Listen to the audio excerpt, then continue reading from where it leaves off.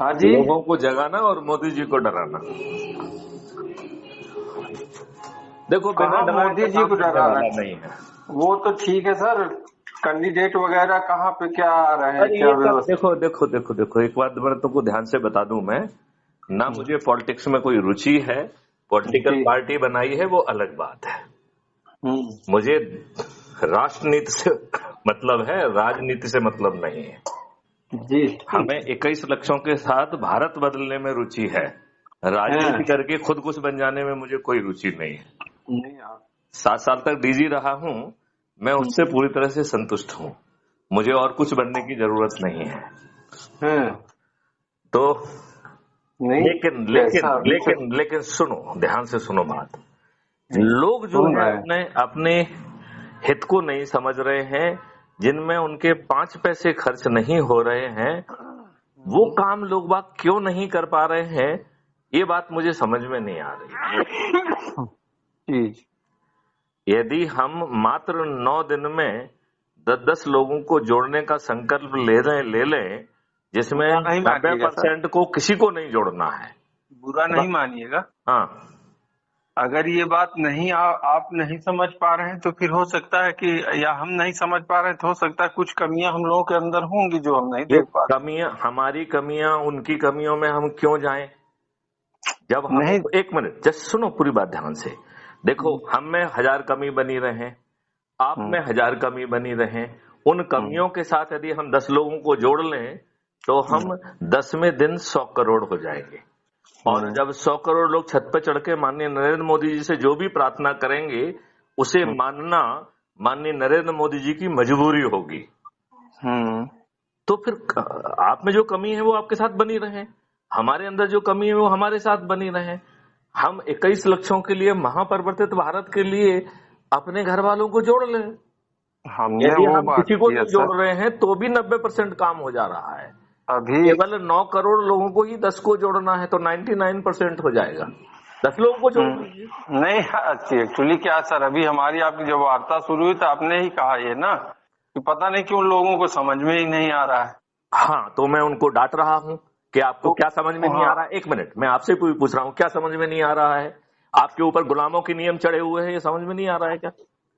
क्या जो है आपकी प्रशासनिक व्यवस्था वही है जो अंग्रेजों ने लाटसाबी व्यवस्था बनाई थी, आपका शोषण करने के लिए, आपका उत्पीड़न करने के लिए, आपको अपमानित करने के लिए बनाई थी? क्या आपको ये समझ में नहीं आ रहा है क्या? क्या लॉर्ड मैकाले ने 1870 पेज की रिपोर्ट के माध्यम से जो आपकी एजुकेशन व्यवस्था को तोड़ा था, क्या ये समझ में नहीं आ रहा है क्या? तो सर कुछ सुनना, नहीं, सुनना नहीं, पहले छोटी तो मुझे सुनाना है, क्या समझ में नहीं आ रहा है, फिर सुनेंगे। छोटी छोटी कड़ी में बात होगी सर, तब तो समझ में आएगा ना। नहीं नहीं, मैं ये कह कुछ रहा हूं, ना जैसे कुछ आप चीजें आप समझे ना हम बताए हैं। समझे। देखो, हम ये कह रहे हैं, समझने और समझाने की प्रक्रिया के हम दोनों लोग बाहर आए। ना हम समझाने की कोशिश करें, ना आप समझने की कोशिश करें। ये माने कि कोई रहस्यमय बात कही जा रही है, यदि हम 10 दिन तक, सिर्फ 9 दिन तक केवल 10-10 लोगों को जोड़ देंगे तो हमारा महाकल्याण हो जाएगा। और उस महाकल्याण में 90% लोगों को, एक भी आदमी को नहीं जोड़ना है। तो क्या हम अपने लाभ के लिए, अपने स्वार्थ के लिए, अपने देश को बदलने के लिए, अपने आप को कैंसर से बचाने के लिए खुद भी नहीं जुड़ सकते हैं? क्यों नहीं जुड़ सकते हैं? आज तक कहीं न कहीं से लोग जुड़े ही रहे हैं, किसी न किसी के माध्यम से कहीं न कहीं जुड़े ही हैं सर।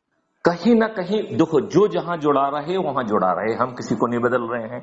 कांग्रेस से जुड़ा है वो कांग्रेस से जुड़ा रहे, जो भाजपा से जुड़ा है वो नहीं, भाजपा हम से जुड़ा रहे, कांग्रेस और जो भाजपा सपा की से बात जुड़ा नहीं है वो करते हैं। सपा से जुड़ा रहे, जो है गायत्री परिवार से जुड़ा है वो गायत्री परिवार से जुड़ा है, जो रविशंकर से जुड़ा है वो रविशंकर से जुड़ा रहे, जो जय बाबा गुरुदेव से जुड़ा हुआ वो उनसे जुड़ा रहे, जो ब्रह्म कुमारी से जुड़ा है वो ब्रह्म कुमारी से जुड़ा रहे, जो सदगुरु से जुड़ा है वो सदगुरु से जुड़ा रहे। मैं किसी को कहीं से बाहर नहीं निकाल रहा हूं। आप जो नहीं, भी काम मैंने कर जो रहे हैं इधर वो भी करते रहें, केवल उसके साथ क्या अपने लाभ के लिए, 21 लक्षों के लिए, माननीय नरेंद्र मोदी का हाथ मजबूत करने के लिए, उनका 303 से 543 सीट दिलाने के लिए, और यदि वो नहीं मानते हैं तो उनको मजबूर करने के लिए, और मजबूर नहीं होते हैं तो उनको अब यही हराने के लिए। ठीक सर, नरेंद्र मोदी का हाथ क्यों मजबूत किया जाए, ये कुछ कारण होंगे ना हाँ सर। हाँ, बहुत जरूरी है, क्योंकि उनको हमने जिताया है। यदि उनका हाथ मजबूत हो गया है, उनका हाथ तब मजबूत किया जाएगा जब वो 21 लक्ष्यों के लिए टास्क फोर्स बनाएंगे। यदि वो मान जाते हैं तो वो आज हाँ की जीत और ना के आधार पर जो ढेर सारे जो है संविधान के फंडामेंटल राइट के विरुद्ध, जस्ट सुन तो लो पूरा, जब बात करते हो तो सुन, पूरा जवाब सुना करो, क्योंकि फिर वो संवाद का जो है ना लहजा कटता है। एक जब मैं खत्म कर दूं तो फिर आप आगे बात करिए ना। तो जैसे जो है ढेर सारे नियम कानून संविधान के फंडामेंटल राइट के विपरीत बनाए गए, ढेर सारे जो है संविधान के जो दिशा निर्देश है, directive principle of state policy है, उसके विरुद्ध बनाए गए। अब यदि माननीय नरेंद्र मोदी जी आज यदि मान लेते हैं तो कल हाँ की जीत और ना के आधार पर सभी जो है ना को निरस्त किया जा सकता है। जो वर्शिप प्लेसेस एक्ट जो कि अनकॉन्स्टिट्यूशनल है, जिसका सेक्शन 4 जो है आपको न्यायालय जाने की इजाजत नहीं देता है, आप क्या समझ रहे हैं? ज्ञान वापी मस्जिद में जो कुछ भी कहा जा रहा है वो हम लोगों की आत्मा के नजदीक, इसलिए हम खुश हो रहे हैं, लेकिन वो पूरी तरह से गैर कानूनी है।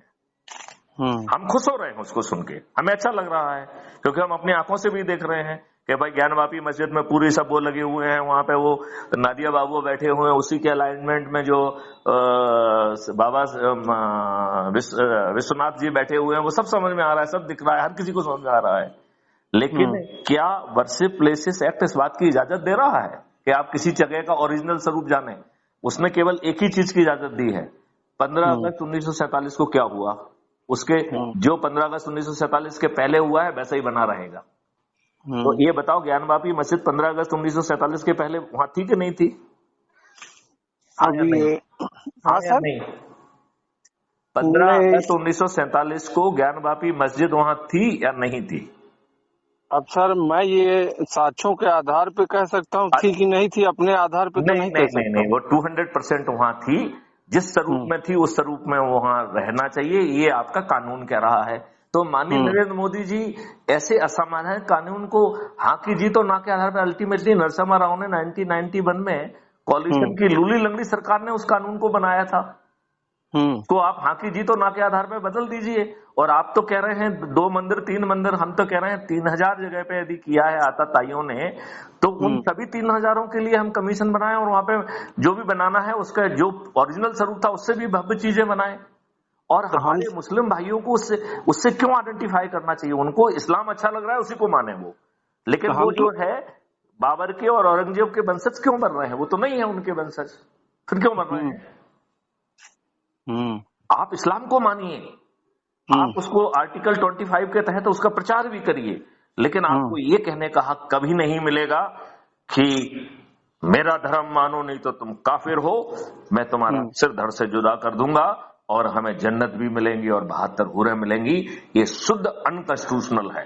यदि मैं माननीय नरेंद्र मोदी जी की जगह पे हूं तो मैं एक 4 सेक्शन का कानून बनाऊंगा, केवल 4 सेक्शन का, आधा पेज का, जिसमें होगा कि जो भी आर्टिकल 25 का उल्लंघन करेगा वो जघन्य अपराध होगा। और उसमें बेल केवल एक ही शर्त पर दी जाएगी कि यदि जो रिपोर्ट है वो झूठी है।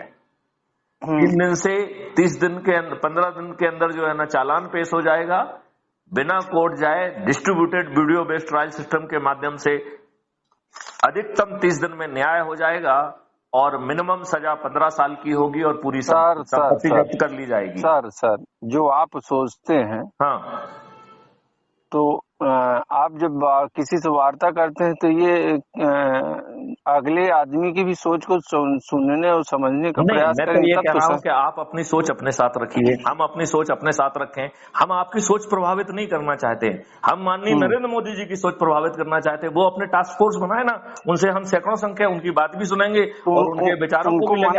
आपकी सोच सुनने से हमें क्या फायदा मिल रहा है? वो तो पावर में है, मना कौन कर रहा है? तो वो तब तक नहीं सुनेंगे जब आप 10 लोगों को 9 दिन तक नहीं जोड़ेंगे। और यदि 9 दिन को 9 लोगों 10 दिन तक 10 लोगों को जोड़ने में, जिसमें 90% लोगों को किसी को नहीं जोड़ना है, केवल 9 करोड़ को 10 को जोड़ना है, केवल 90 लाख को 20 को जोड़ना है, केवल 9 लाख को 30 को जोड़ना है, केवल 90,000 को 40 को जोड़ना है, केवल 9,000 को 50 को जोड़ना है, केवल 900 को 60 को जोड़ना है, 90 को 70 को जोड़ना है, 100 को 80 जोड़ना है और एक व्यक्ति को 90 जोड़ना है। इतना आसान काम जब हम जोड़ ही लेंगे तो हम उनके हाथ को क्यों मजबूत करेंगे? फिर हम अपने बीच का ही आदमी किसी को मजबूत करेंगे। इसलिए मजबूत करेंगे कि यदि हम उनसे आज कमिट करा लेंगे, जो लोग जो है ये नंगा नाच हमारे साथ जो जुड़े हुए लोग अपने स्वार्थ के लिए आए हुए हैं, यदि वो नंगा नाच करेंगे तो आज बैठा हुआ व्यक्ति यदि 21 लाख से और 21 के लिए आ जाता है तो वो उसमें क्या बुराई है भैया? तो जो पूर्व में कमिट किया है उसको उन्होंने पूरा नहीं किया तो कैसे मान? दूसरी बात, जब भी माननीय नरेंद्र मोदी जी गलत होंगे हम छत पे चढ़ के उनको फिर से कहेंगे भाई साहब ये बदलो, इसको बदल जाएगा। वो तो बेचारे जो है, ये बताइए, जो शराब पीने वाले, ड्रग लेके गाड़ी चलाने वाले, आपकी मौत कारित करने वालों से डर रहे हैं, माननीय नरेंद्र मोदी तो बेचारे बहुत आसानी से डरने वाले प्राणी हैं। ये हमें पता है सर, पब्लिक से वो डरते हैं। तो बस फिर आप जो है ना, यदि आप पब्लिक 9 दिन में 100 करोड़ हो सकती है, 21 लक्षों में यदि आपको कहीं लग रहा है कि आपका काम नहीं बन रहा है तो आप उस पर चर्चा करिए कि साहब भारत के पहले ऐसे प्रधानमंत्री हैं जो भारतीय जनमानस से डरते हैं। हाँ, बाकी लोग तो इतने दुष्ट थे कि उन्होंने संविधान की व्यवस्था के विपरीत, अब दुष्ट थे कि नहीं थे ये नहीं जानते हैं, और वर्तमान को सर्टिफिकेट देंगे ना जिन्होंने संविधान की व्यवस्था के फंडामेंटल राइट के विपरीत मंडल कमीशन बनाया, सैकड़ों हजारों आप लोग अधिकारी रहे।